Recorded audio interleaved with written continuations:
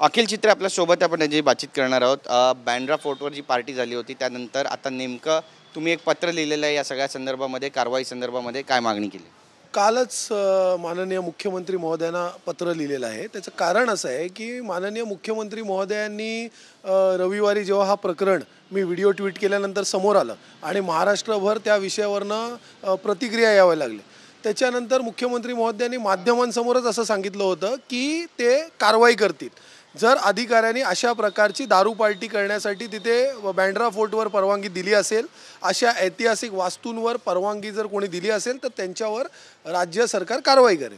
परंतु परवा आणि काल असं दिसून आलं की टुरिझम मिनिस्टर असतील किंवा सांस्कृतिक मंत्री असतील किंवा महानगरपालिका असेल, ते आपसात फुटबॉल खेळत होते, टोलवाटोळी करत होते की ह्यांनी परवानगी दिली म्हणून आम्ही दिली, मग आम्ही परवानगी दिली कारण आम्हाला त्यांनी अमुक सांगितलं, आम्हाला तमुक सांगितलं। पण मला एक गोष्ट कळत नाही की तिथले जे स्थानिक त्या मतदारसंघाचे आमदार आहेत तेच राज्याचे सुदैवाने की म्हणा की दुर्दैवाने म्हणा आता सांस्कृतिक मंत्री आहेत, आणि ते सांस्कृतिक मंत्री असताना ते जर अशा कार्यक्रमाला तिथे सहभागी होत असतील आणि ते सहभागी होत असताना मग आपण कशी अपेक्षा करू शकतो की त्याच्यानंतर प्रशासन हे कारवाई करेल?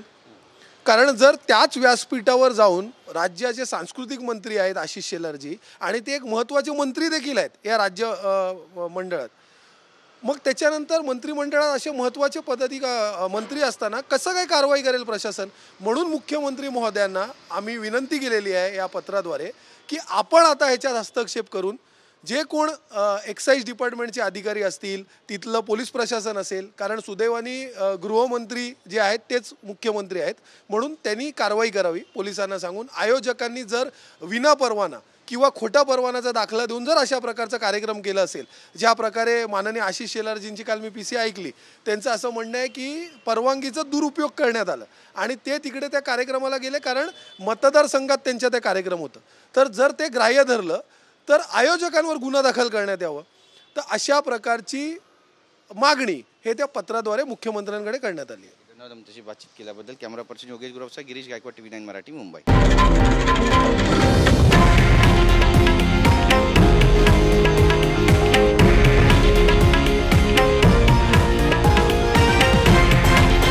हे आहे देशातील नंबर 1 न्यूज नेटवर्क आणि आपण पाहत आहात TV9 मराठी, एकमेव।